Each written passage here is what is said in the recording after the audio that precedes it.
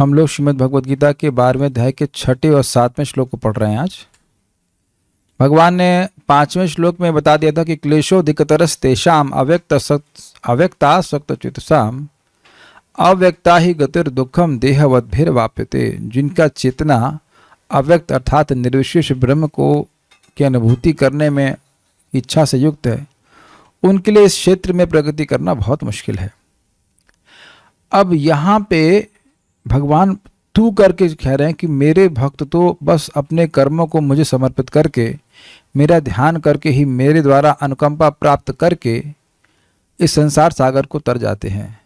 बहुत अच्छा श्लोक है, क्योंकि हम सभी लोग संसार सागर को तरना चाहते हैं और तरेंगे कि नहीं तरेंगे या कैसे तरेंगे, यह श्लोक उसका उत्तर देता है। बहुत अच्छा है, मेरे पीछे बोलिए। ये तो कहने से आशय है कि ये साधन करना बहुत आसान है और इसकी सफलता निश्चित है। पिछले वाले श्लोक के अनुसार साधन करना बड़ा मुश्किल था निर्विशेष का, और उसमें प्रगति भी कठिन है। और इस भक्ति के साधन को जो यहाँ बताया जाएगा उसे करना भी आसान है और प्रगति निश्चित है, क्योंकि भगवान स्वयं ही अपने भक्त को अपने पास ले करके आते हैं। बहुत अच्छा श्लोक है, मेरे पीछे बोलिए। Is okay, you are done? At least श्लोक तो बोलिए। ये तु सर्वाणि कर्माणि मयि सन्न्यस्य मत्पराः अनन्येनैव योगेन मां ध्यायन्त उपासते। ये तु सर्वाणि कर्माणि मयि सन्न्यस्य मत्पराः अनन्येनैव योगेन मां ध्यायन्त उपासते। ये तु सर्वाणि कर्माणि मयि सन्न्यस्य मत्पराः अनन्येनैव योगेन मां ध्यायन्त उपासते। ये तु सर्वाणि कर्माणि मयि सन्न्यस्य मत्पराः अनन्येनैव योगेन मां ध्यायन्त उपासते। तेषामहं समुद्धृता मृत्यु संसार सागरात् भवामि न चिरात् पार्थ मय्यावेशित चेतसाम्। तेषामहं समुद्धर्ता मृत्यु संसार सागरात् भवामि न चिरात् पार्थ मय्यावेशित चेतसाम्। तेषामहं समुद्धर्ता मृत्यु संसार सागरात् भवामि न चिरात् पार्थ मय्यावेशित चेतसाम्। तेषामहं समुद्धर्ता मृत्यु संसार सागरात् भवामि न चिरात् पार्थ मय्यावेशित चेतसाम्। ये तु सर्वाणि कर्माणि मयि सन्न्यस्य मत्पराः अनन्येनैव योगेन मां ध्यायन्त उपासते। ये तु सर्वाणि कर्माणि मयि सन्न्यस्य मत्पराः अनन्येनैव योगेन मां ध्यायन्त उपासते। तेषामहं समुद्धर्ता मृत्यु संसार सागरात् भवामि न चिरात् पार्थ मय्यावेशित चेतसाम्। तेषामहं समुद्धर्ता मृत्यु संसार सागरात् भवामि न चिरात् पार्थ मय्यावेशित चेतसाम्। बोलिए। ये तु सर्वाणि कर्माणि मयि सन्न्यस्य मत्पराः अनन्येनैव योगेन मां ध्यायन्त उपासते। ये तु सर्वाणि कर्माणि मयि सन्न्यस्य मत्पराः अनन्येनैव योगेन मां ध्यायन्त उपासते। तेषामहं समुद्धर्ता मृत्यु संसार सागरात् भवामि न चिरात् पार्थ मय्यावेशित चेतसाम्। तेषामहं समुद्धर्ता मृत्यु संसार सागरात् भवामि न चिरात् पार्थ मय्यावेशित चेतसाम्। जो अपने सारे कार्यों को मुझ में अर्पित करके तथा अविचलित भाव से मेरी भक्ति करते हुए मेरी पूजा करते हैं और अपने चित्तों को मुझ पर स्थिर करके निरंतर मेरा ध्यान करते हैं, उनके लिए हे पार्थ मैं जन्म मृत्यु के सागर से शीघ्र उद्धार करने वाला हूं। किससे शीघ्र?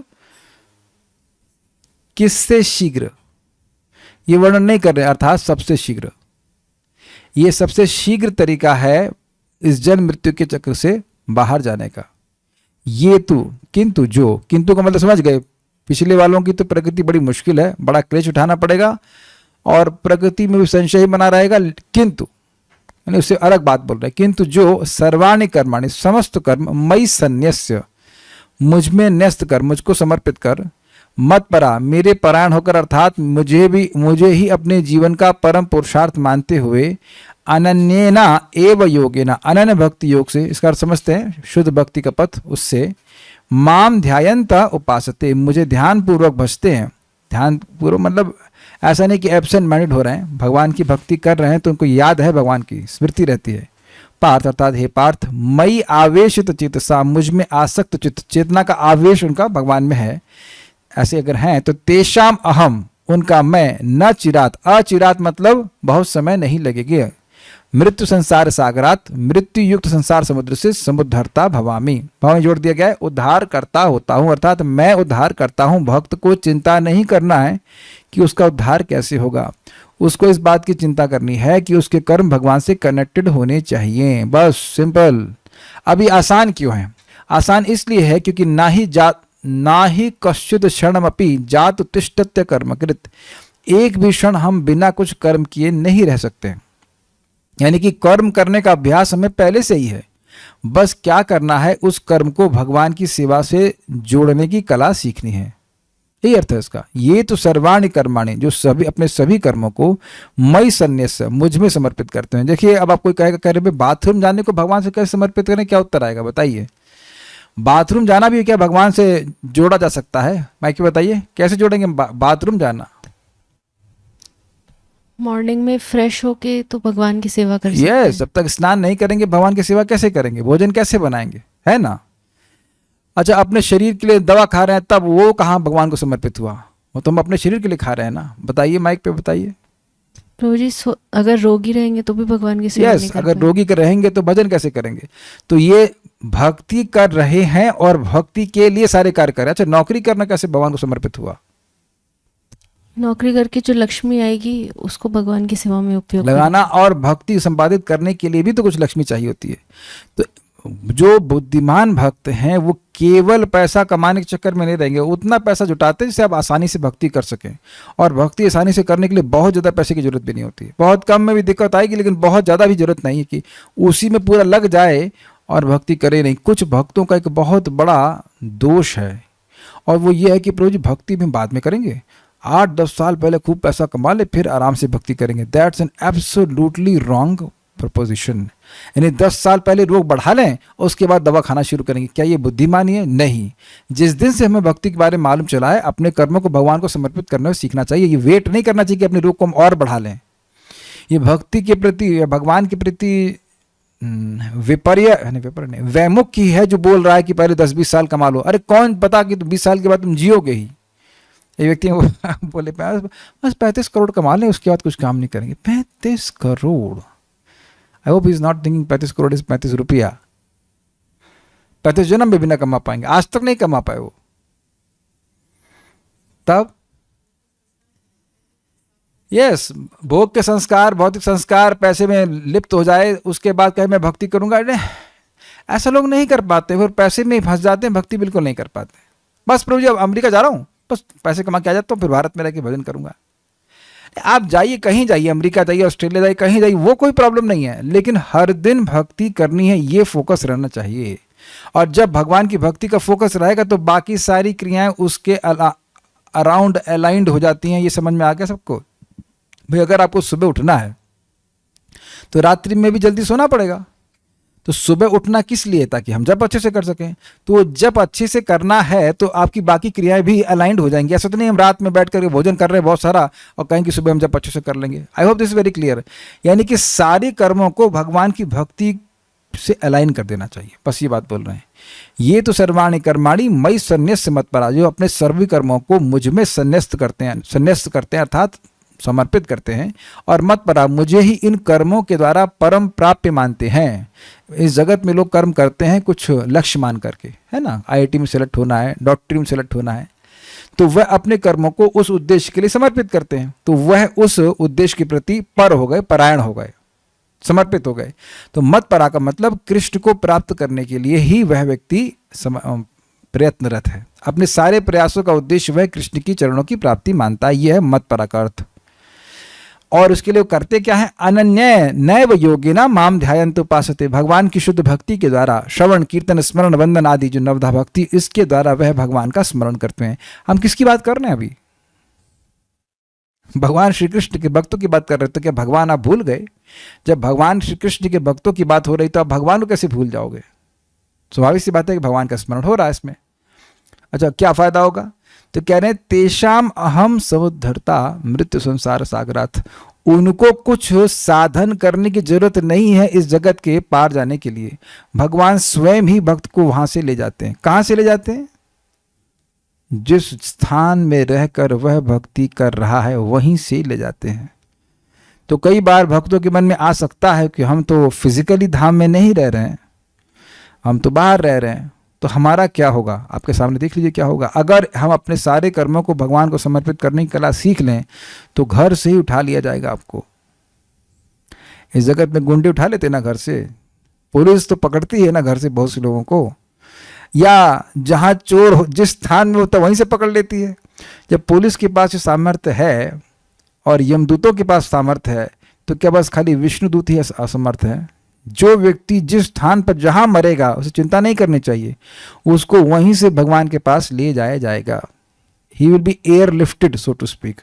हम अपने मन से कहाँ कह रहे हैं? आपके सामने है श्लोक, तेषाम अहम, और भगवान अपने दूतों को भी नहीं भेजेंगे। अहम लिखा है ना, अहम, अहम का मतलब क्या होता है? मैं स्वयं लेके जाऊंगा। जैसे गजेंद्र को वहीं तालाब से ही लेके चले गए, लेके गए कि नहीं लेके गए? तेषाम अहम समुद्रता मृत्यु संसार सागरात। और अद्भुत बात यह कि गजेंद्र तो उस जीवन में, हाथी के जीवन में समर्पण कर भी नहीं रहे थे, वो तो पिछले जन्म में किए थे और उसके बाद यहां केवल एक फूल अर्पण किए। आज मैं भगवान की कृपा से कोई भक्त मुझको कमल का फूल ला के दिए थे, तो जब मैं भगवान को अर्पण कर रहा था तब मुझे गजेंद्र का स्मरण हो रहा था कि एक फूल भगवान को भक्ति भाव से स्मरण किए, अर्पण किए, तो भगवान उनको वैकुंठ ही लेके गए। ज़्यादा सेवा की कोई अपेक्षा ही नहीं कि बहुत ज़्यादा कुछ करना है। करना जो है वो भक्ति भावना से करना है। कृष्ण मेरे स्वामी हैं, कृष्ण को मैं फूल अर्पण कर रहा हूँ, मैं कुछ भोजन अर्पण कर रहा हूँ इत्यादि, बड़े उत्साह से करना चाहिए। भवामी न चिरात पार्था, सॉरी मैं देख नहीं पाया था, भवामी शब्द इसी में है, अन्वय में सप्लाई नहीं किया गया, अन्वय में श्लोक में है, भवामी न चिरात पार्था, न मैं अहम भवामी, मैं होता हूं, न चिरात, बहुत बहुत समय नहीं लगता है पार्थ, मैया वेशित चेतसाम, जिनकी चेतना मुझ में आवेशित है। और यहां मैं आपको फिर समझा रहा हूं कि चेतना आवेश का मतलब यह नहीं है कि भक्त खाली बैठा हुआ है।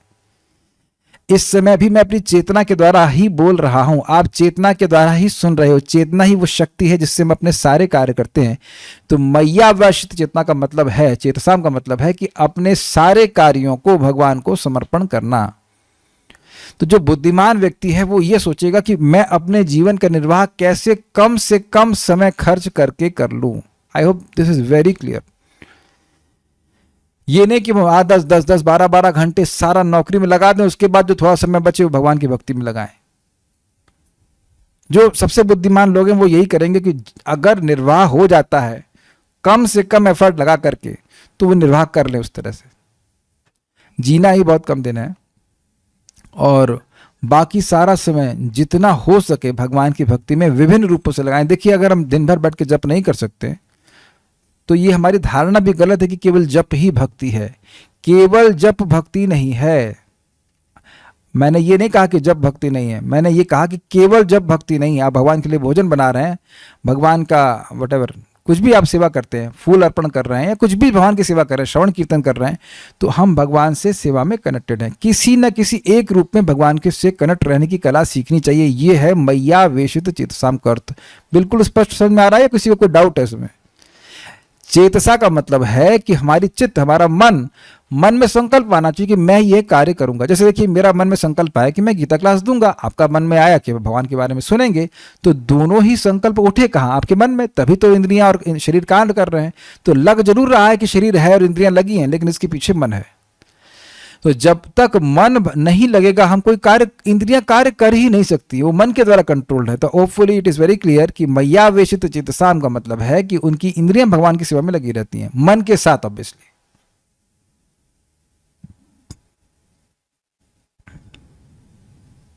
गीता भूषण टीका।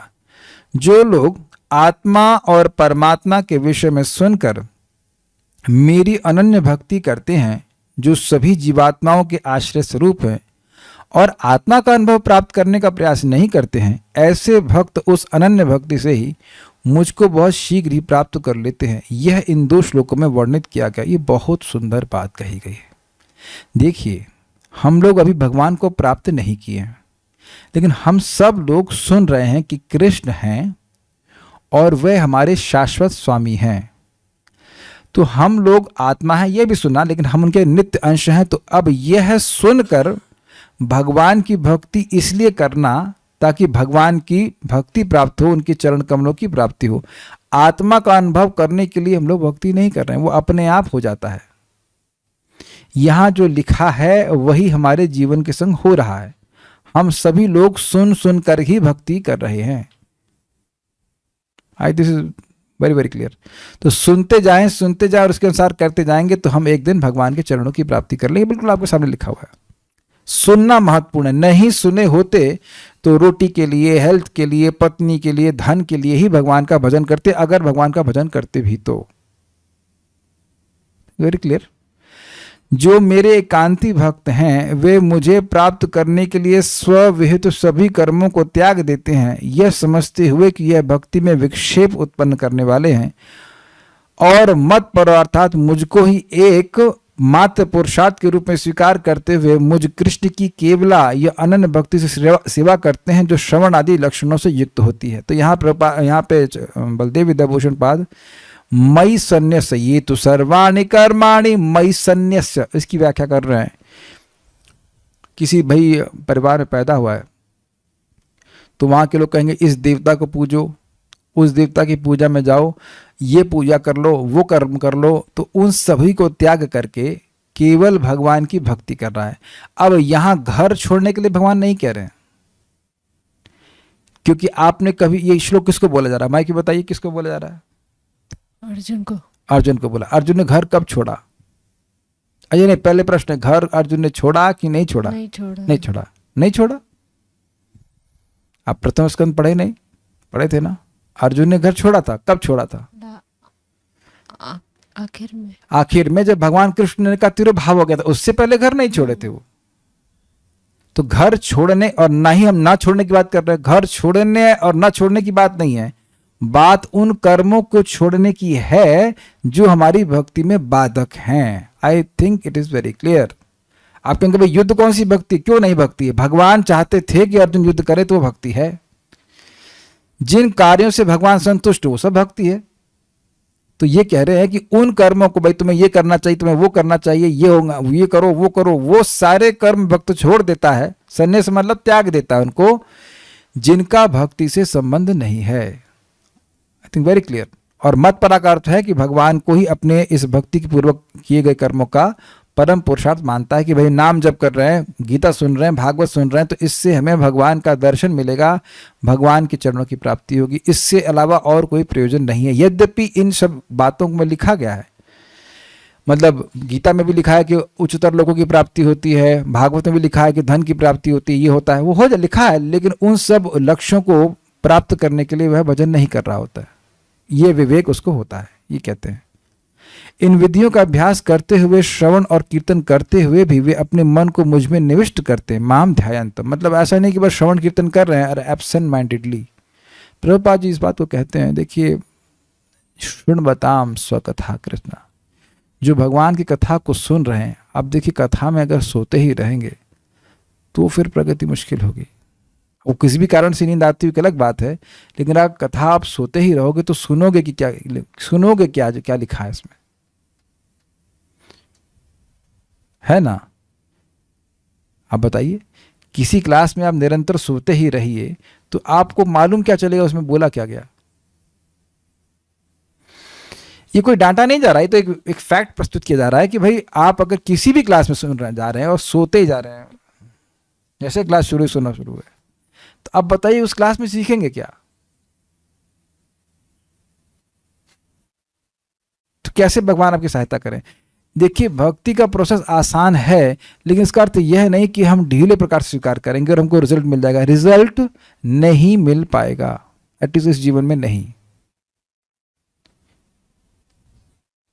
आप देखो कुछ भक्त जब करने बैठेंगे वो माला पकड़ते ही सोना शुरू कर दिए। तो तुम 2 घंटा क्या किए, माला किए क्या? और ऐसे जिंदगी बिता देंगे तो फिर कैसे भगवान की भक्ति में आगे बढ़ेंगे? We can't do the same thing in the same way and expect different results. बहुजन्म, वो भी है ना, बहुजन्म करे यदि श्रवण कीर्तन तबुद न पाए कृष्ण पदे प्रेम धन, वो भी एक पॉइंट है ना। कुछ सोचना चाहिए ना कि भाई साल हो गया, 2 साल हो गया, 4 साल हो गया, 10 साल हो गया, अगर सो ही रहे हैं, नींद आ रही है तो संघर्ष करना एक अलग बात है, लेकिन अब सरेंडर ही बोल दिया, सोते ही जा रहे हैं, तो फिर भगवान का महत्व क्या समझ रहे हैं? अभी कह दिया जाए कि 10,000 रुपये गिन के रखो, जितने पैसे गिनोगे तुम्हारे सब हो जाएंगे, कोई सोएगा? पूरी रात अगर जगा हो तब भी नहीं सोएगा, नहीं सोएगा ना, तब नींद कहाँ गायब हो जाएगी? तो आप विचार कीजिए। हमने देखा है भक्तों को नींद आती थी तो लोग खड़े हो जाते थे सुनने के लिए, भाई हमको नींद नहीं आया, कुछ तो बहुत महत्वपूर्ण सुन रहे हैं, और सही में बहुत महत्वपूर्ण बात है। केवल टाइम नहीं पास करते हैं, तो क्या है कि श्रवण कीर्तन का अभ्यास कर रहे हैं, मतलब वह सुन रहे हैं कि क्या बोला जा रहा है। आई hope this is very and I hope this should be extremely clear कि श्रवण कीर्तन से मुझे भगवत प्रेम मिलेगा, मैं एक एक शब्द को ठीक से समझूं कि मिलेगा, कि प्रेम मिलेगा, सारी बात यहां पे है। मैयावेश चेतसाम, अर्थात मुझ में अनुरक्त मन वाले ऐसे भक्तों का मैं स्वयं मृत्यु युक्त संसार से जो सागरवत दुस्तर है उद्धार करने वाला हूं। इसलिए यहाँ पे इनको मृत्यु संसार सागर कहा जा रहा है, क्योंकि सागर जैसे खुद से पार नहीं हो सकता है व्यक्ति। कोई सोचे कि सागर को मैं तैर के पार करूंगा तो असंभव बात है, कितना भी बड़ा तैराक हो, उसी प्रकार से इस संसार को व्यक्ति अपने सामर्थ्य से पार नहीं कर सकता। भगवान में मन को लगाता, भगवान की कृपा से वो पार हो जाता है। न चिरात, अर्थात बहुत काल नहीं होता, अभी तो बहुत जल्दी ही मैं उनको अपने पास लाता हूं। क्यों ऐसा? तो कहते हैं क्योंकि उनके विरह के विलंब को न सह पाने के कारण मैं उनको गरुड़ के स्कंध पे यानी कि कंधे पे बिठाकर अपने धाम में लेकर आता हूं। कितनी सुंदर बात यहाँ बताई गई है। जो भगवान को अपने कर्मों को समर्पित कर रहा है, जो इस प्रकार से भगवान की सेवा कर रहा है, उससे भगवान विरह का अनुभव करते हैं। जिससे विरह का अनुभव करते हैं उसके पास आप जल्दी से जल्दी आना चाहते हैं ना। बताइए, जब मैं ये पढ़ रहा हूं अगर कोई सो गया तो श्लोक की मुख्य बात तो गायब ना उसके। कितनी सुंदर बात यहाँ पे कही जा रही है। और बड़ा आश्चर्य हुआ कि भाई हम यहाँ भजन कर रहे हैं और भगवान को क्यों विरह होगा? भगवान तो बहुत सारे लोगों के, बहुत सभी जीवों के स्वामी हैं, अनंत जीव उनके हैं। लेकिन देखिए दोनों ही बातें, भगवान अनंत जीवों के स्वामी हैं, लेकिन आपको, मुझको, सभी को व्यक्तिगत रूप से प्रेम करते हैं। Individually he loves every living entity. तो जो इस प्रकार से भजन कर रहा है, भगवान श्री कृष्ण उसका विरह नहीं सहन कर पाते, बहुत जल्दी उसे अपने पास ले आते। तो कोई कहेगा एक जीवन तो बहुत लंबा है, कुछ भी नहीं है। जब ब्रह्मा जी का पूरा जीवन भगवान महाविष्णु का सांस लेना और सांस छोड़ने के बराबर है, तो अगर 10-5 करोड़ साल भी लगते हैं तो भी बहुत कम है। इतना समय लगता नहीं किसी को, इतना समय नहीं लगता। मैं खाली एग्जैजरेशन में बोल दे रहा हूँ, इतना समय नहीं लगता है। आप अभी देख लीजिए ना कि इस छोटे से कुछ सालों के भक्ति में कितना परिवर्तन चित्त में आया है, और हम पूरा जीवन देंगे तो कितना परिवर्तन आ जाएगा।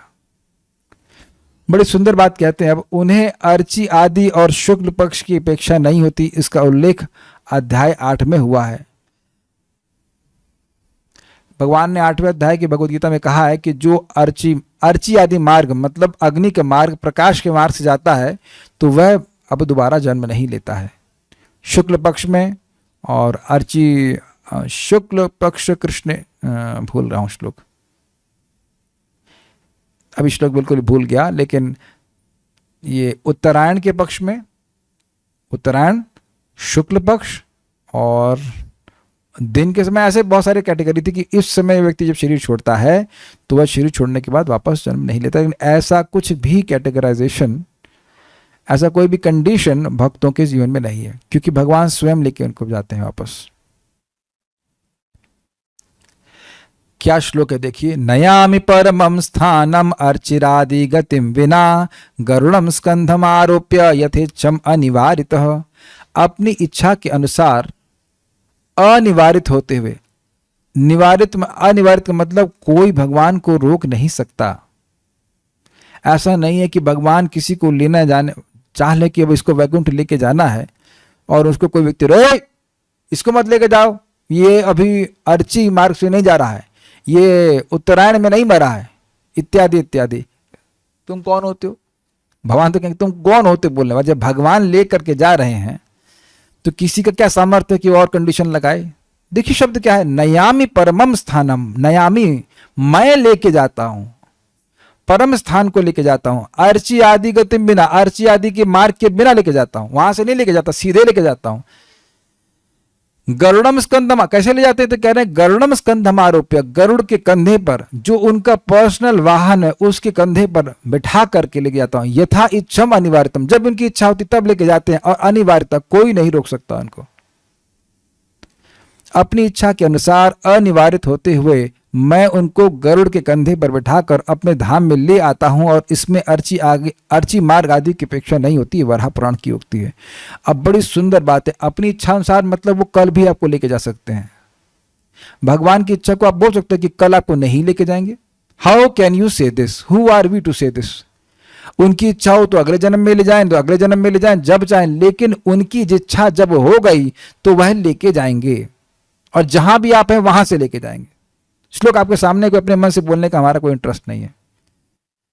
इसीलिए भक्त बड़ी निष्ठा से भगवान की भक्ति करता रहता, वो यह नहीं सोचता कि भगवान वो कब जाएगा, इतना पक्का है कि जाएंगे जरूर, नहीं तो हम लोग आते ही नहीं इस भक्ति के प्रोसेस में। ये श्लोक हम पढ़ ही नहीं रहे होते, और प्रभुपाद जी के ग्रंथों से तो पढ़ ही नहीं रहे होते, कहीं अंडरस्टैंड जगह से पढ़ रहे होते जो उसकी कुछ अंडरस्टैंड व्याख्या करते। बिल्कुल श्लोक बिल्कुल स्पष्ट है, भगवान स्वयं लेके जाएंगे। कर्मादि से निरपेक्ष होते हुए भी भक्ति अभीष्ट साधिका होती है। इसका क्या मतलब है? इसका मतलब यह है कि कर्म आदि को त्याग दे और केवल भक्ति करे तो भी व्यक्ति को साध की प्राप्ति होती है। ये नहीं कि वो ब्राह्मण है तो ब्राह्मण के सारे कार्य करे, और वो वैश्य है तो वैश्य के सारे कार्य करे, ये नियम पालन करे, वो नहीं पालन कर पाए, भक्ति कर रहा है तो भी वह सारे पुरुषार्थ की प्राप्ति करेगा। ये मेरे पीछे बोलिए, या वै साधन संपत्ति पुरुषार्थ चतुष्टये तया विना तदाप्नोति नरो नारायणाश्रयः। या वै साधन संपत्ति पुरुषार्थ चतुष्टये तया विना तदाप्नोति नरो नारायणाश्रयः। जो भगवान नारायण की शरण लेता है वे अर्थ, धर्म, काम और मोक्ष के प्रति अपने कर्तव्यों का अभ्यास नहीं करते हुए भी अपने साध्य की प्राप्ति कर लेता है। ये नारायणीयम से है, अर्थात धर्म, अर्थ, काम और मोक्ष के लिए जो साधन है उनको ना करे, कोई पूजा पाठ ना करे और मोक्ष के लिए भी ना करे, तो भी ये सब अगर वो चाहता है तो मिल जाएंगे। सुनाई पड़ रहा है?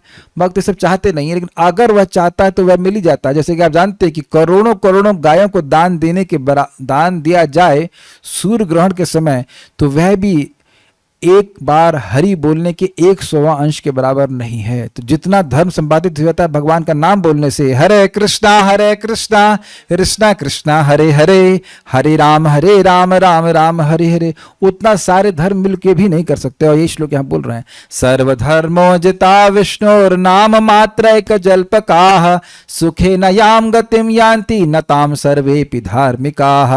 सर्वधर्मो जिता विष्णुर नाम मात्रैक जल्पकाः सुखेन याम गतिम यान्ति न ताम सर्वेपि धार्मिकाः।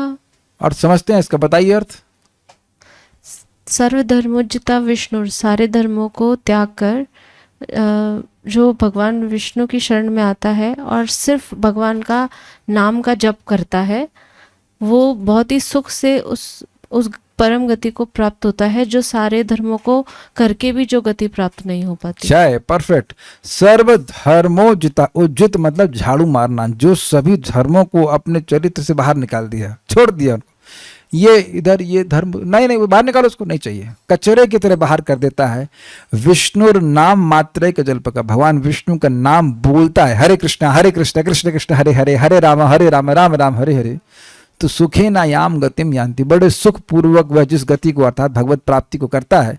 नताम सर्वेपि धार्मिका, जो सारे धर्म कर रहा है भगवान का नाम नहीं बोल रहा है, वह उसको नहीं प्राप्त कर सकता है। अब एक भक्त कह रहे हैं, धर्म अर्थात पत्नी धर्म भी, पति धर्म भी। श्रीधर स्वामी के बारे में सुना आपने? ये तो नहीं कह सकते कि नहीं सुना है। श्रीधर स्वामी ने सन्यास जब लिया था तो उनकी पत्नी की मृत्यु हो गई थी, और उनका बच्चा जन्म लिया और वो पत्नी की मृत्यु हो गई। जिस दिन उनको संन्यास लेना था। और वो सोच में पड़ गई ये क्या करें। तो वो देखिए कि उसी समय एक छिपकली का बच्चा जन्म लिया और उसके मुख में कीड़ा गिर गया। तो समझ गया कि भाई सबका पालन तो भगवान विष्णु की इच्छा से ही होता है।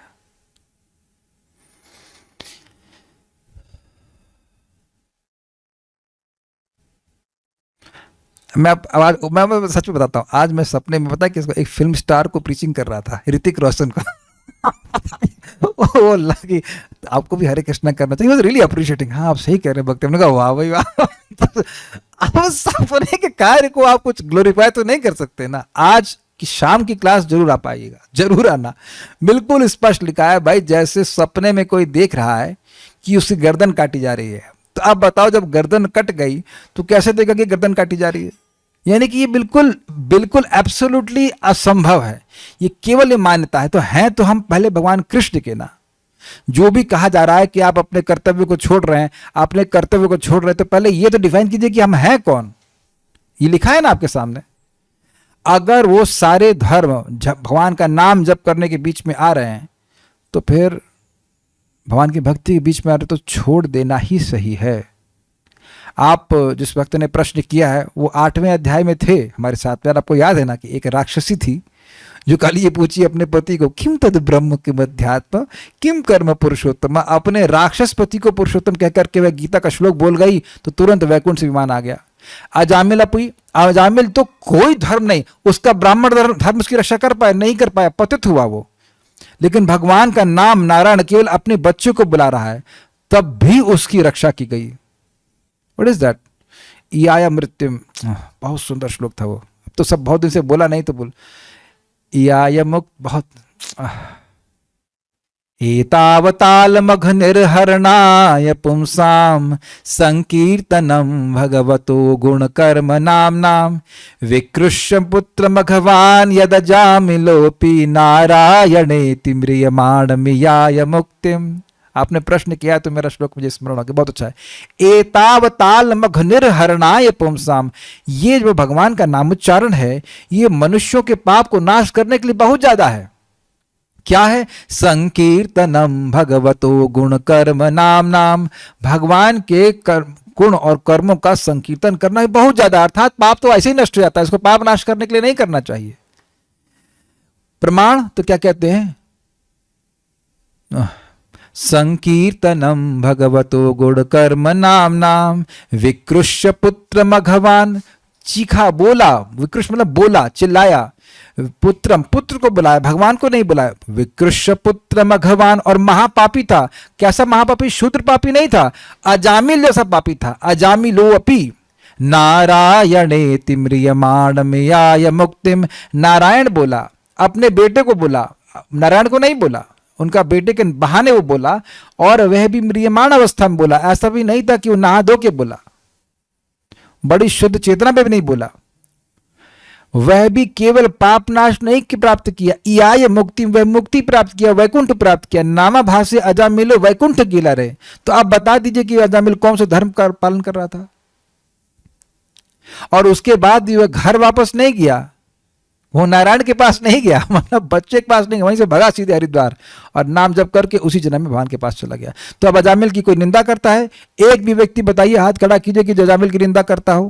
भाई सब लोग अगर सपोर्ट कर रहे हो भक्ति में तो ठीक है, घर में रहिए। लेकिन अगर भक्ति में विरोधी कर रहे हैं और अगर मजबूरी नहीं है रहना, तो फिर क्या जरूरत है रहने की। आई होप दिस इज क्लियर। अब किसी की मजबूरी है तो अलग बात है, मजबूरी के नाम महात्मा गांधी, फिर तो क्या कर सकते हैं। लेकिन अगर कोई भक्ति में विरोधी किया जा रहा है, भक्ति ही नहीं करने दे रहा है, तो फिर वो कर क्या लेगा। आप एक सीधी सीधी बात समझा करो। लिटरली आज आप और मैं, कोई भी मर सकता है, नहीं मर सकते। और कोई हमको भक्ति करने से रोक रहा है तो वह तो हमारी मृत्यु को हमको बचाएगा नहीं। वो हमारा ठेका ले नहीं रहा कि तेरे को बचा पाऊंगा। वो तो खाली बस अग्नि में फूंक देगा शरीर को। तो वो किस आधार पर मुझे भक्ति करने से रोक रहा है? उसकी क्या, अगर मैं एक शब्द इस्तेमाल करूं, औकात है? उसकी क्या हैसियत है मुझे रोकने की? और मेरा संबंध किसी से नहीं है इस जगत में, किसी से भी नहीं। जो दैहिक संबंध बना के चलते, किसी से कोई संबंध नहीं है। वैसे खून का संबंध में नहीं, क्योंकि हो सकता है पिताजी का ब्लड ग्रुप मेरे ब्लड ग्रुप से अलग होता हुआ है किसी के पिताजी का ब्लड ग्रुप उससे मैच करता है, तो खून का संबंध भी तो नहीं है ना भाई, और खून तो चेंज हो जाता है कुछ सालों में। ये भी इंटरेस्टिंग पॉइंट ना, कोई यहाँ पे कोई व्यक्ति उसके ब्लड ग्रुप उसके पिता से मैच करता हो, एनीवन? तो खून भी तो नहीं मैच कर रहा है, अगर कहीं खून का संबंध है तो खून भी तो नहीं मैच कर रहा है। फिर तो क्या प्रहलाद महाराज अपने पिताजी की बात माने? और मान लिए तो क्या आज प्रहलाद महाराज होते? तो एज लॉन्ग एज ये सारी चीजें हमारी भक्ति में सहायता कर रही हैं, जैसे पत्नी है, बच्चे, तो ठीक है, अच्छी बात है। लेकिन अगर सहायता नहीं कर रहे, भजन नहीं करने दे रहे, तो फिर क्यों एनर्जी वेस्ट कर रहे हैं? वहां पे क्या फायदा है इस संबंध को धारण करने के लिए? मेरे से अगर ऐसा प्रश्न किए जाएंगे तो मैं तो ऐसे उत्तर दूंगा, what is the value? Everyone haves their different set of understanding of shastra. लेकिन अगर पत्नी धर्म की बात करी जाए तो वहां भी प्रभुपाद बिल्कुल स्पष्ट कहते हैं, भागवत में आपको शायद 34 स्कंद में कहीं ना कहीं मिल जाएगा, मैं एकदम स्पष्ट बोल रहा हूं, The wife should serve the husband who is not fallen. समझ आ गया? पति की सेवा करनी चाहिए जो पतित ना हो। अगर पति पत्नी को भक्ति करने ही नहीं दे रहा तो वो पतित ही हुआ ना। पति की सेवा करनी चाहिए, पतित की नहीं। अगर उसमें ता लग गया तो गड़बड़ हो जाएगा। पति की सेवा करनी चाहिए, बिल्कुल करनी चाहिए, लेकिन पतित हो गया तो सेवा नहीं करनी चाहिए। अच्छा, सिंपल सी बात है, आप लोग टीचर मानते हैं, मैं कहूँ कल से जब करना बंद कर दो तो मैं टीचर हो गया? कोई मानेंगे आप? फिर तो क्या मान्यता रह गई ऐसे गुरु की, टीचर की, जो कहते कि भजन मत करो? तो धर्म का पालन दोनों तरफ से होना चाहिए ना। तो श्लोक आपके सामने, बाकी आप कोई दुनिया की कोई ताकत हमको नहीं रोक सकती भगवान के पास पहुंचने में कि ये कहते हो कि तुमने इस धर्म का पालन नहीं किया, उस धर्म का पालन नहीं किया। Our only and prime duty is to serve Krishna. उसके ही संबंध स्वीकार कीजिए, और नहीं तो बाद में हम कहेंगे अरे यार भगवान भी नहीं मिले और जीवन व्यर्थ चला गया। अगर आप मुझसे ये प्रश्न करेंगे तो ऐसे ही उत्तर मिलेंगे, बाकी किसी और से करेंगे, उससे कुछ हल्का ओपिनियन हो सकता है या डिफरेंट ओपिनियन हो सकता है, that's a different thing, but my take is this only. जो सभी धर्मों को त्याग कर भगवान का नाम उच्चारण करते हैं वे सुख से अपनी गति को प्राप्त करते हैं, परंतु अन्य जो सभी धर्मों का पालन करते हैं वे इस गति को प्राप्त नहीं कर पाते हैं। पद्म पुराण लिखा है ना, सभी धर्मों का, अच्छी पत्नी बन गई, अच्छे पति बन गए, भगवान का भजन नहीं किए तो यही दोबारा जन्म लो अच्छा पति बनने के लिए और अच्छा पत्नी बनने के लिए। एक बात आप ध्यान रखना, मैंने यह नहीं कहा कि हमें खराब बर्ताव करना चाहिए। जैसे एक प्रैक्टिकल देखिए, क्या नाम उनका जिनके लिए वैकुंठ से विमान आया था, तुकाराम जी। तो तुकाराम की पत्नी मंगला देवी है ना, मंगला देवी की भक्ति थी। वो कुछ भी करी हो, कितना गाली दी हो उनको, लेकिन वह उनकी भक्ति को नहीं ला पाई। अगर आप तुकाराम जी के बारे में जानते हैं तो बड़े प्रसिद्ध भक्त हुए थे। तो अगर किसी की पत्नी मान लो खराब भी है, उसकी भक्ति को नहीं ला पा रही तो कोई फर्क नहीं पड़ता, लेकिन अगर भक्ति को ही रोक दे पत्नी या पति, तब फिर कठिनाई है। फिर तो एकदम यलगार कर देना चाहिए, नहीं हम तुम रहो अपने पति, तुम रहो, हम नहीं रह सकते आपके साथ। Sorry, you will never get a Lulu answer from my side, never a Lulu answer, because समय बहुत समय कम है, समय हम सबके पास बहुत कम है। एक भक्त कह रहे हैं कि ऐसा कहा गया है कि अगर पत्नी भक्ति करती रहेगी तो पति भी भक्ति करने लग जाएगा एक दिन। हाँ, तो वो तो ठीक है, मैं यही तो बोल रहा हूं कि पत्नी भक्ति करने दिया जाए और पति न्यूट्रल रहे तो ठीक है, लेकिन अगर पति भक्ति ही नहीं करने देंगे पत्नी को तो फिर पति भी तो भक्ति नहीं कर पाएगा ना। कहते तुम भोग नहीं लगा सकती, तुम गीता क्लास नहीं जा सकते, तुम जप नहीं कर सकते, तो तुम पत्नी भी तो भक्ति नहीं कर पा रही है। अब विचार कीजिएगा।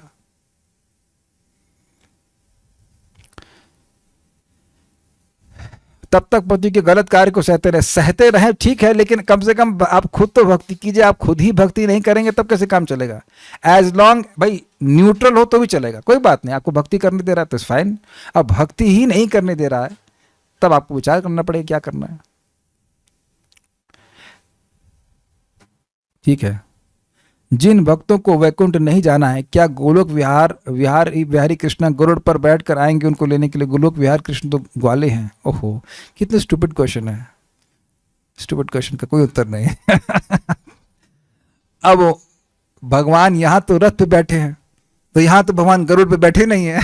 तो फिर स्टूपिड क्वेश्चन। भगवान को जिस पे चलकर आना होगा, क्या कहते हैं, गरुड़ इज उपलक्षण, गरुड़ के लगा कैसे भी आपको लेके चले जाएंगे। ठीक है कि नहीं? आप कहेंगे अरे गरुड़ पे भगवान आएंगे, ए गरुड़ वाले भगवान के संग को नहीं जाना है, हमें गोलोक जाना है। स्टूपिड कहेंगे। अरे भगवान कैसे भी आएंगे आपको लेके जाएंगे। नया में मतलब खुद लेके जाएंगे। ठीक है।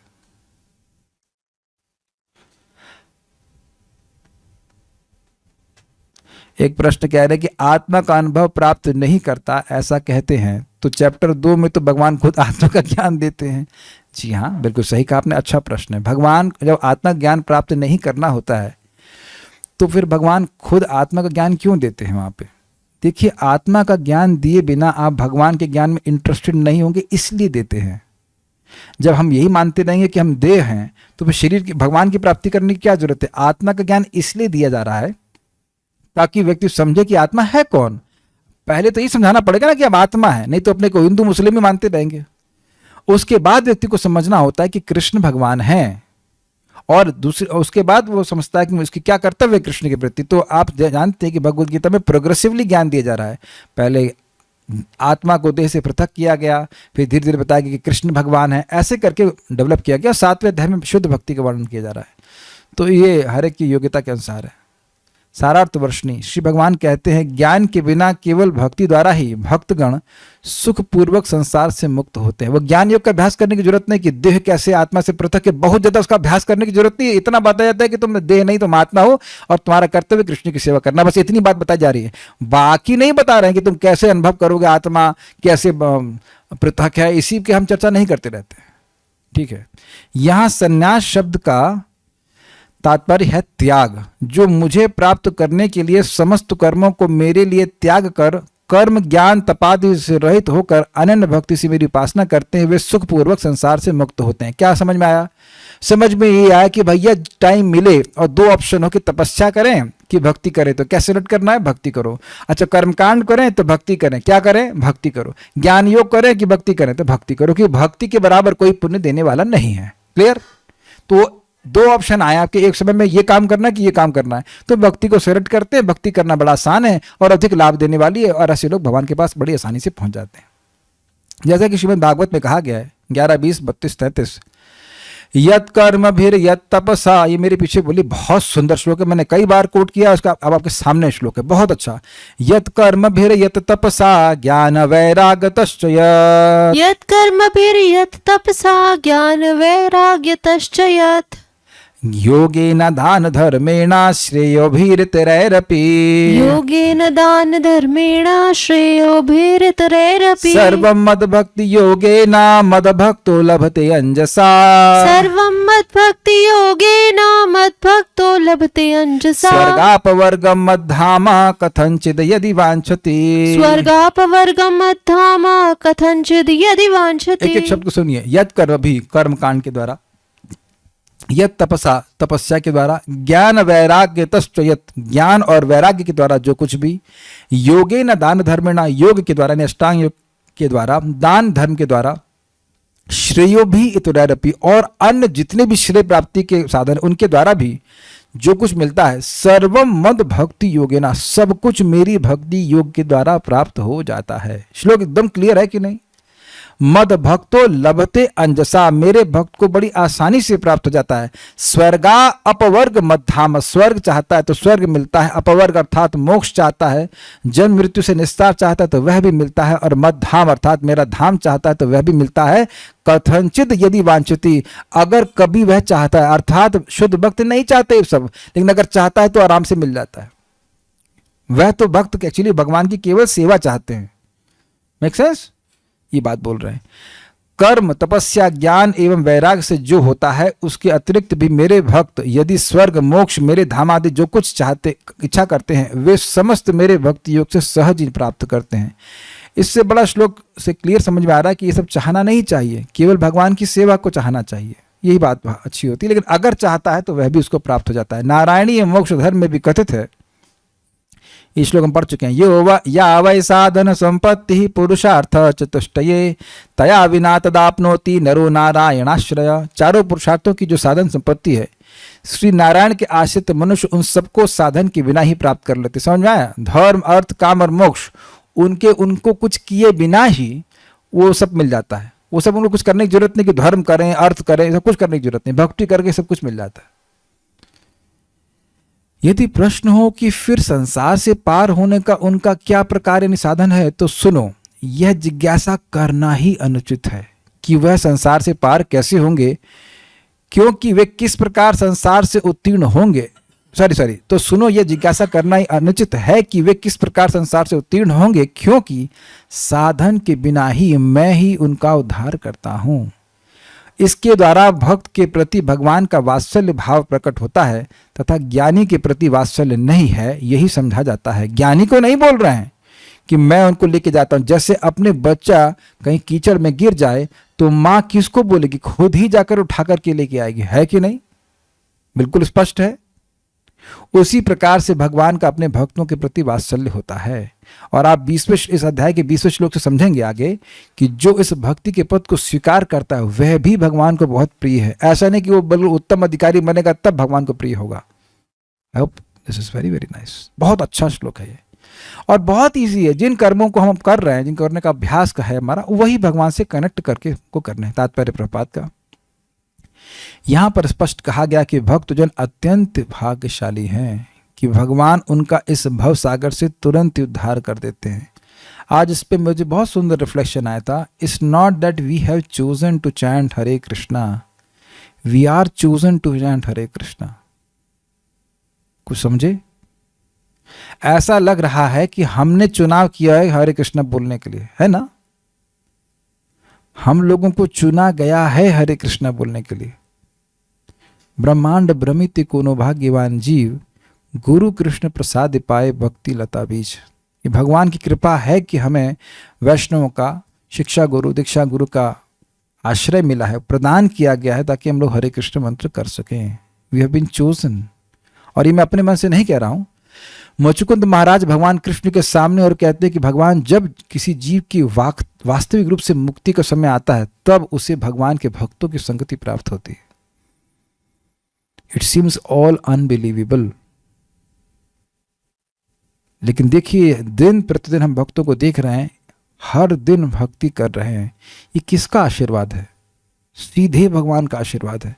नहीं तो कहीं और हम कुछ और कार्य कर हो सकते थे। सुबह उठते ही व्यक्ति को भगवान की सेवा का स्मरण हो रहा है। ये क्या आशीर्वाद नहीं है भगवान का? कि दुनिया में ऐसे कितने लोग हैं कलयुग में? Very rare. मनुष्य नाम सहस्रेषु इत्यादि। The greatest misfortune in Kali-yuga is to not understand our good fortune.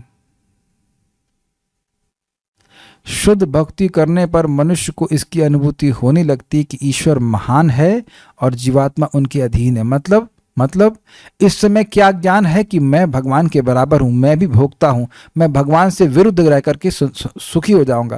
लेकिन भक्ति करने से हृदय जब शुद्ध हो जाता है तो व्यक्ति समझ में आता है कि भगवान के विरुद्ध चलकर मैं कभी सुखी वैसे ही नहीं हो सकता जैसे मछली पानी के विरुद्ध चल करके, यानी पानी के बाहर जा करके एक क्षण भी सुखी नहीं हो सकती। This is a person realises. उसका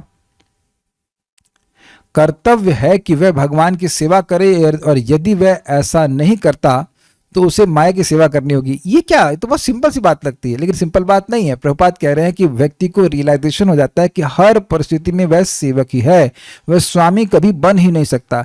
अगर वह कृष्ण की सेवा नहीं कर रहा है, मान लो उसका मूड कृष्ण की सेवा का नहीं है, तो फिर उसे क्या करना होगा? उसे माया की सेवा करनी ही होगी कि हर क्षण वह सेवक ही है। ये उसको रियलाइज होने लगता है। I am never a master, I am always a servant. यानी कि अगर कोई मुझे कृष्ण की सेवा नहीं करने दे रहा है तो अब मैं क्या करूंगा? मुझे माया की सेवा करनी ही पड़ेगी। मैं तटस्थ नहीं रह सकता। I am force to serve. और माया की सेवा का मतलब है फिर और बंधन। जैसा पहले कहा जा चुका है कि केवल भक्ति से परमेश्वर को जाना जा सकता है। पिछले अध्याय में आपने सुना था, भक्त्या माम अभिजानाति यावन यश्चास्मि तत्वतः ततो माम तत्वतो ज्ञात्वा विशते तदनंतरम। अतएव मनुष्य को चाहिए कि वह पूर्ण रूप से भक्त बने, अर्थात मन को, वाणी को और शरीर को भगवान की सेवा में लगाए, कुछ किसी को छोड़े नहीं। भगवान को प्राप्त करने के लिए वह अपने मन को कृष्ण में पूर्णतया एकाग्र करे, वह कृष्ण के लिए ही कर्म करे, चाहे वह जो भी कर्म करे, लेकिन वह कर्म केवल कृष्ण के लिए होना चाहिए। भक्ति का यही आदर्श है। भोजन बनाओ, भगवान के बारे में बोलो, भगवान के बारे में सुनो, नहाओ धो, जो कुछ भी करो वो कृष्ण केंद्रित होना चाहिए। भक्त भगवान को प्रसन्न करने के अतिरिक्त और कुछ भी नहीं चाहता है। हाँ, जब व्यक्ति भक्ति की शुरुआत में होता है तो दोनों इच्छाएं रहती हैं, अपनी इंद्रिय तृप्ति भी चाहते हैं, भगवान की संतुष्टि भी चाहते हैं, लेकिन धीरे धीरे करके अपनी संतुष्टि करने की जो भावना है वो गायब हो जाती है। उसके जीवन का उद्देश्य कृष्ण को प्रसन्न करना होता है और कृष्ण की तुष्टि के लिए वह सब कुछ उत्सर्ग कर सकता है, जिस प्रकार अर्जुन ने कुरुक्षेत्र के युद्ध में किया था। अब जो कुछ देर पहले मैं बोल रहा था वो प्रभुपाद जी यहाँ कह रहे हैं कि नहीं कह रहे हैं? अर्जुन को ये दिक्कत थी कि वह गुरुजनों से युद्ध कैसे करेगा, लेकिन जब वो समझ गए कि भाई हमारी एकमात्र कर्तव्य कृष्ण को संतुष्ट करना है, निमित्त मात्रम भव, सब्यसाची भगवान ने बोला था, तो कहे करिष्ये वचनम तव, जैसी आपकी इच्छा है मैं वैसा करूंगा, जैसे मैं कृष्ण संतुष्ट होंगे मैं वैसा कार्य करूंगा। और कृष्ण भक्ति करने से संतुष्ट होते हैं। यह विधि अत्यंत सरल है। मनुष्य अपने कार्य में लगा रहकर हरे कृष्ण महामंत्र का कीर्तन कर सकता है। ऐसे दिव्य कीर्तन से भक्त भगवान के प्रति आकृष्ट हो जाता है। जगत प्रहर्षत्य अनुरज्यते च, भगवान का जितना कीर्तन होता है उतना ही व्यक्ति भगवान के प्रति आकृष्ट होता है। इसका विज्ञान समझिए। देखिए, जीवात्मा सहज रूप से भगवान के प्रति आकृष्ट होना चाहिए, जैसे कि क्षमा कीजिए, चुंबक से लोहा। लेकिन लोहे को अगर आप बहुत सारे कपड़े में लपेट देंगे तो अब ऐसा लगेगा कोई आकर्षण नहीं है, लेकिन जैसे जैसे कपड़े की लेयर हटती चली जाएंगी, सहज जो आकर्षण है भगवान की तरफ आता जाएगा। उसी प्रकार से जीवात्मा के ऊपर अनर्थों की बहुत लेयर लगी हुई है। कई जन्मांतरों से हमने बहुत गलत कार्य किए, इसलिए इस प्रकार की कचरा मन में भरा हुआ है, डर्ट। और वो डर्ट है कृष्ण को जो कार्य अप्रसन्न करते हैं वो कार्य करने की इच्छा। समझ में आ रहा है सभी लोगों को? जो कार्य कृष्ण को अप्रसन्न करते हैं वह करने की इच्छा ही हमारे चित्त की गंदगी है। क्लियर? तो जब नामोच्चारण करते हैं तो रोज रोज करने से ये डर्ट समाप्त होती जाती है। समझ रहे हैं? वो लेयर्स हटती चली जाती हैं तो सहज आकर्षण कृष्ण की तरफ बहने लगता है, जो कि जीवात्मा का है। ऐसा नहीं कि जो आकर्षण उसको खींचा गया है, खाली ढक लिया गया है। जैसे कि वही लोहे की फाइलिंग्स है, लोहे की क्या कर सकते हैं उसको, लोहे की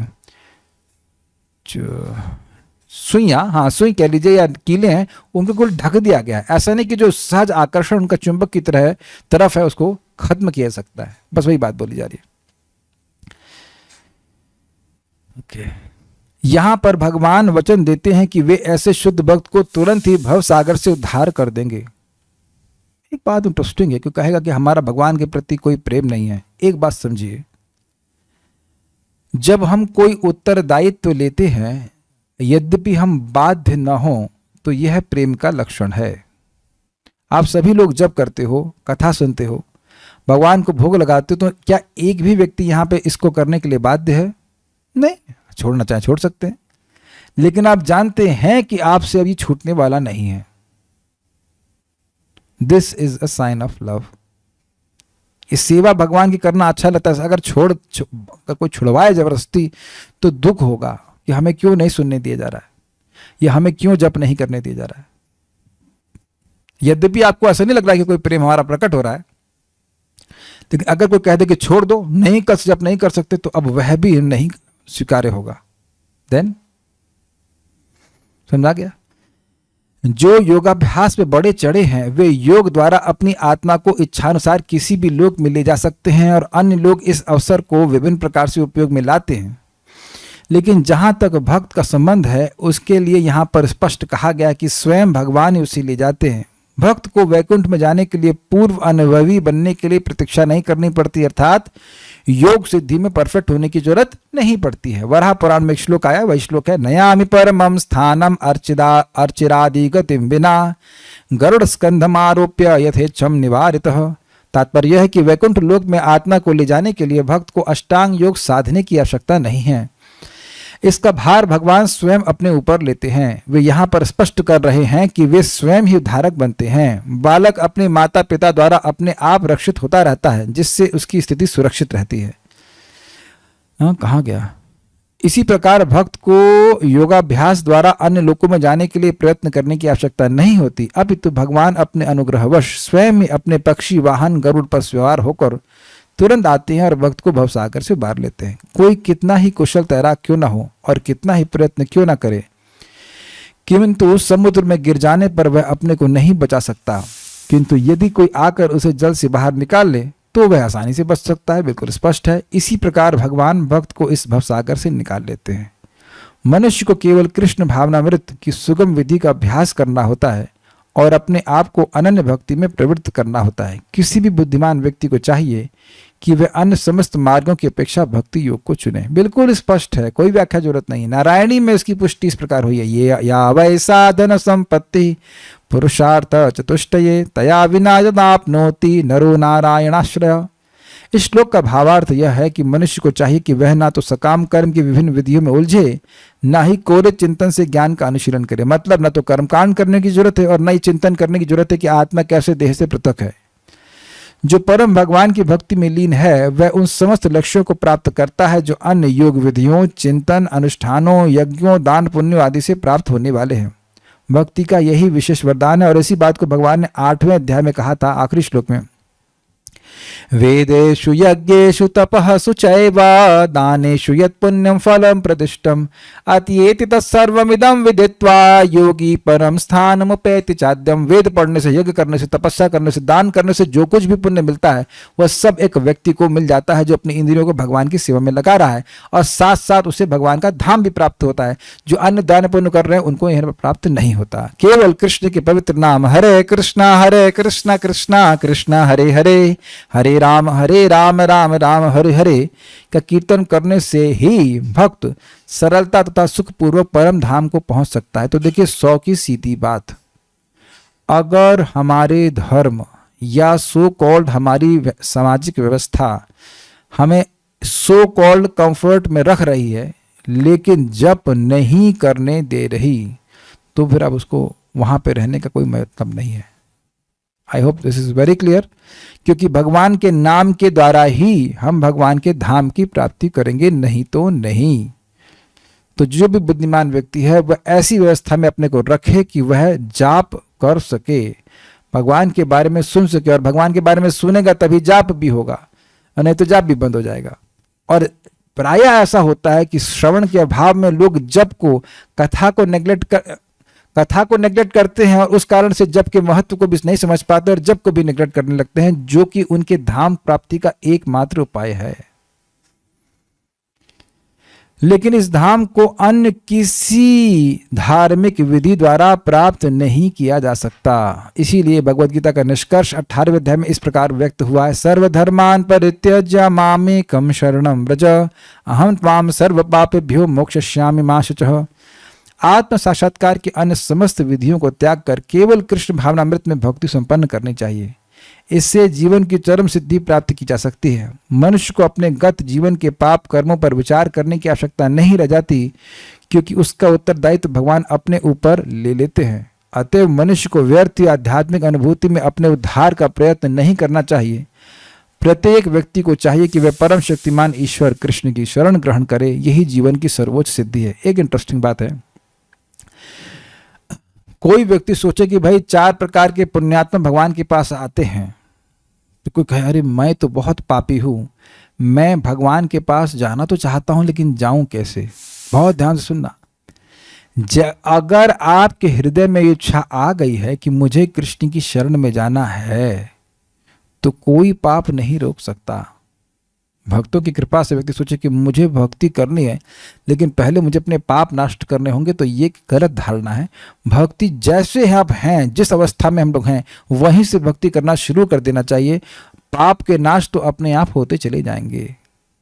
एक कृष्ण का नाम जितने पाप नाश कर सकता है उतना सारे जगत के लोग मिलकर भी पाप नहीं कर सकते। तो इसमें कोई शंका नहीं करना चाहिए। तो उम्मीद है कि एक श्लोक क्लियर है। मटीरियल डिजायर से भक्ति के पथ को अपनाने वाले भी क्या इसके अंतर्गत आते हैं? देखिए, इसके अंतर्गत तो नहीं आते हैं, लेकिन अगर कोई भौतिक इच्छा से भगवान की भक्ति कर रहा है तो अगर वह करता रहा और भक्तों की संगत में बना रहा तो एक दिन वह शुद्ध भक्त बन जाएगा। इसको आगे आप 5वें स्कंद में सुनेंगे कि वो श्लोक है, सत्यम दिशति अर्थितो नृणाम करके श्लोक है कि ये सत्य है कि भगवान के पास कोई अर्थी अर्थात कोई अर्थ की इच्छा से लेकर आता है तो उसकी इच्छा को भगवान जरूर पूरा करते हैं, लेकिन नैवार्थ दो ये तो पुनरर्थिता था, लेकिन ऐसे नहीं पूरा करते जैसे फिर से मांगना चालू कर दे।